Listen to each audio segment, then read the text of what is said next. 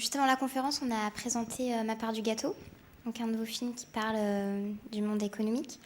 Donc on voit Gilles Lelouch, qui est un trader amoral, donc qui fait fermer une usine, qui est peu soucieux de son fils, face à Karine Viard, qui joue une femme de ménage, qui elle est courageuse et qui est révoltée, qui est engagée. Et notamment la dernière scène du film, on voit Karine Viard qui s'appelle notamment France, donc le prénom est bien évidemment symbolique, qui se retrouve dans le fourgon de police avec tous ses camarades de l'usine que Gilles Lelouch a fermé, qui la soutient. Est-ce que vous ne pensez pas que vous avez un peu forcé le trait à ce moment-là sur ce monde-là finalement de l'économie ? Allez demander aux gens chez Le Jabi si j'ai forcé le trait. Non. Non, je crois que, enfin, ou si France, moi je peux vous en citer beaucoup, les gens de chez Total que j'ai côtoyés à Dunkerque, moi je peux vous dire que ça faisait pas rigoler de les côtoyer. Non, je pense que juste on les connaît pas, ces gens-là, et donc on ne se rend pas compte de leur réalité. La réalité que je décris, elle est bien en dessous de la vraie réalité. Des deux côtés, du côté des traders et du côté des gens qui travaillent dans les usines. On m'a souvent dit que j'étais caricatural dans le film, je ne suis pas du tout caricatural, je suis en dessous de la caricature. Moi, je me suis beaucoup documenté sur ce film de façon à pas mentir, et j'ai été obligé de baisser d'un cran dans les deux camps, je dirais. Parce qu'aujourd'hui, le monde est caricatural. C'est vrai que quand vous regardez la vie de Liliane de Bettencourt et la vie de quelqu'un qui travaille chez Le Jabi ou chez Cifrance aujourd'hui, oui, cette réalité, elle est caricaturale. Oui, on peut pas. Enfin, c'est-à-dire que moi, j'ai choisi d'en rire, mais d'une certaine façon, il y a rien de drôle là-dedans. Donc voilà, dans ce film-là, j'ai voulu parler de ça. Ce que je disais tout à l'heure, c'est le fait que le film est bizarrement plus actuel maintenant que quand le film est sorti il y a presque 2 ans maintenant, enfin 1 an et demi. Vous avez vu le discours de Hollande, je ne sais pas si c'était hier ou avant-hier, il ne parle que de ça. Il dit son ennemi, c'est ça. Donc je ne sais pas si c'est un dingue, mais en tout cas,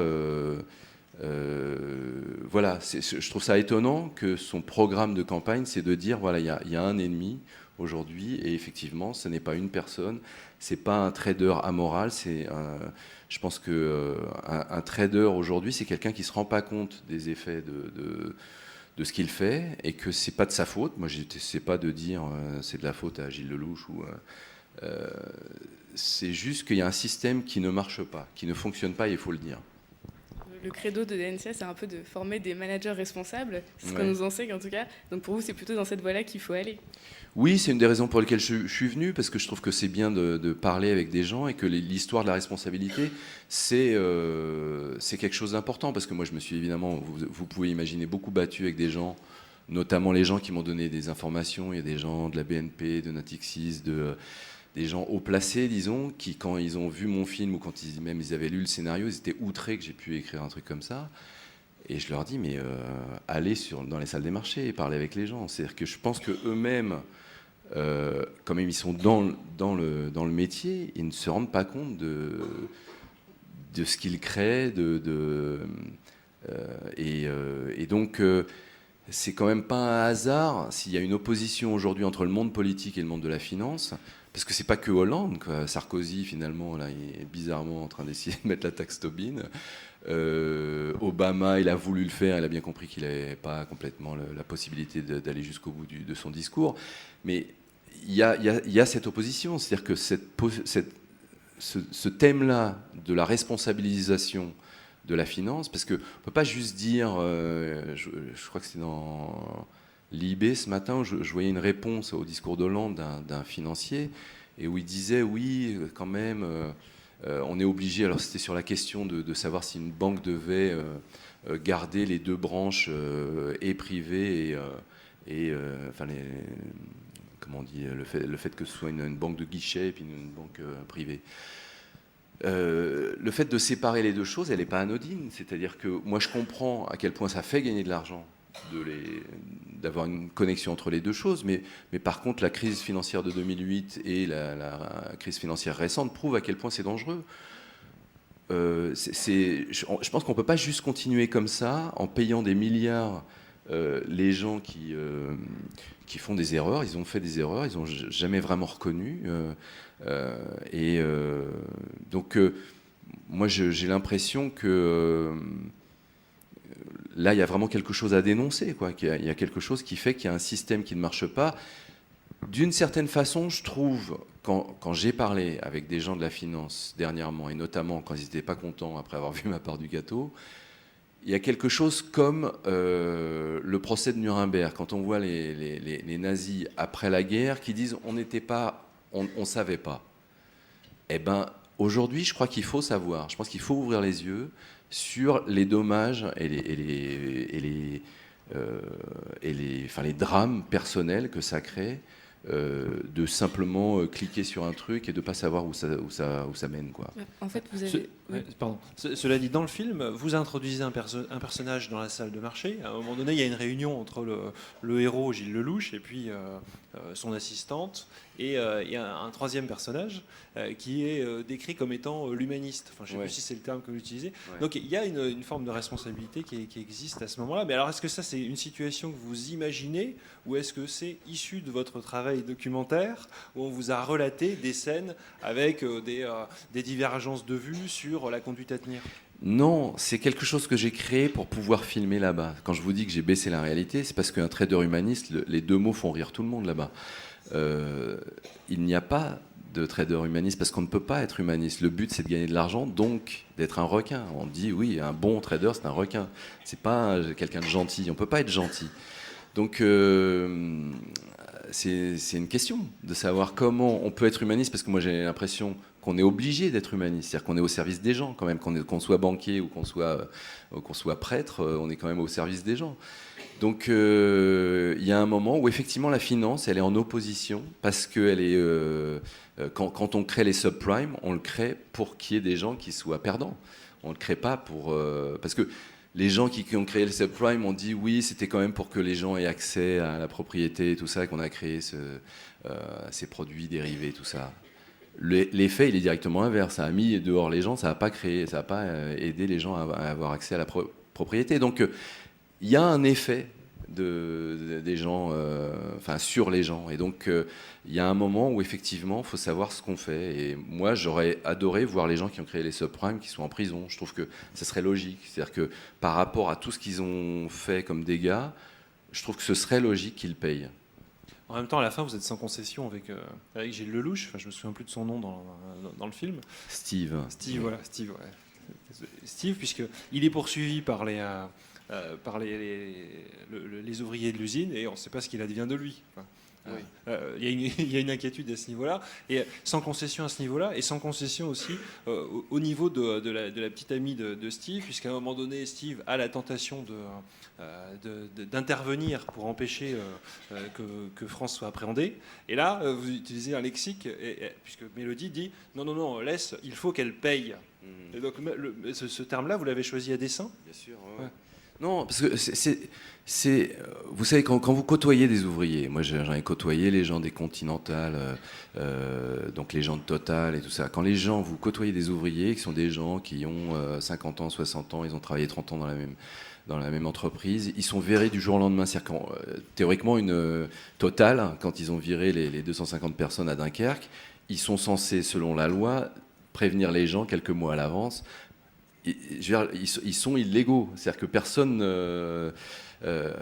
leur reproche ça, quoi. C'est-à-dire que, donc, dans ce cas-là, quand vous voyez l'énervement dans lequel sont les gens qui sont virés, vous dites, oui, il y en a qui payent pour les autres, et Total, qui est une des entreprises qui marche le mieux en France, ne paye pas. Enfin, c'est ce qui se passe, puisque personne n'est...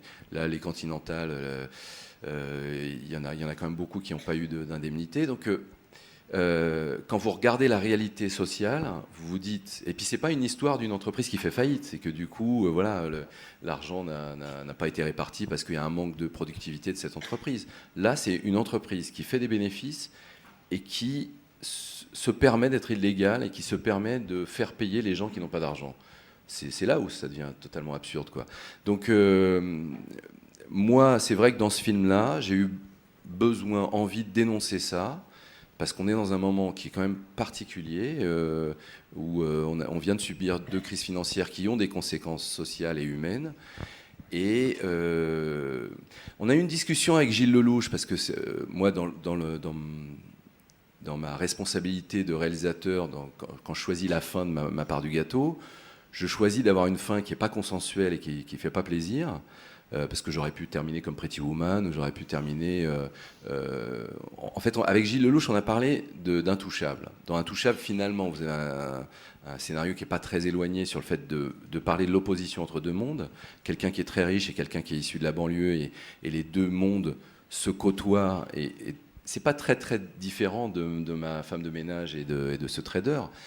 Sauf que dans un cas, il y a une fraternité, dans le film Les Intouchables, et que ça se termine sur une sorte d'amitié entre eux, et que du coup, ça fait des entrées.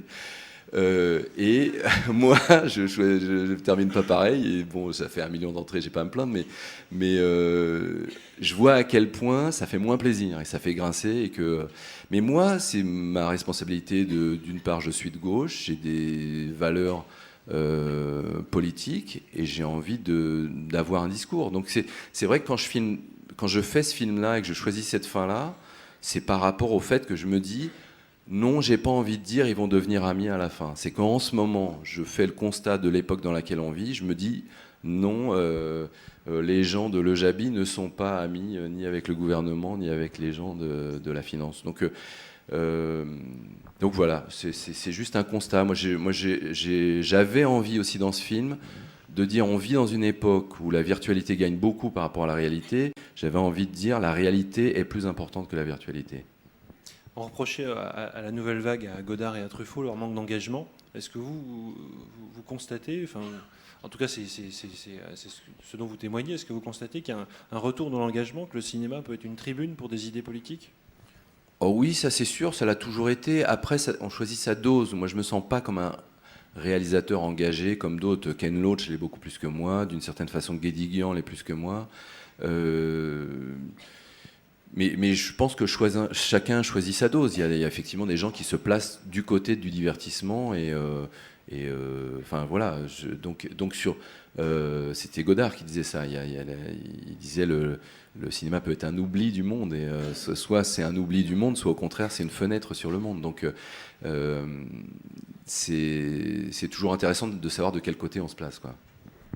Oui, en fait, le film est sorti avant Occupy Wall Street, mais ce que vous racontez, c'est un peu l'histoire du 99% et du 1%. Oui, c'était très troublant de voir qu'un an plus tard, il y avait un concept qui a été inventé, cette opposition. Enfin, quand les gens d'Occupy Wall Street ont dit « on est les 99%», c'est l'idée de France. Moi, j'appelle le personnage France parce qu'elle est 99% de la France. Et donc, c'est assez drôle de voir qu'effectivement, il y a des résonances dans la réalité qui en tout cas, moi, me font plaisir. Vous avez anticipé, encore une fois... Ouais, alors mais c'est pour ça que ça me fait plaisir, parce qu'effectivement, il y a quelque chose qui fait que... d'une certaine façon, moi, quand le film est sorti, les gens disaient la crise financière est finie, la crise sociale est à peu près rétablie, et donc ce film ne parle plus de rien. Donc quand le film est sorti, il y avait un peu ce discours-là. Finalement, voilà. Ça a un peu changé depuis. Ouais.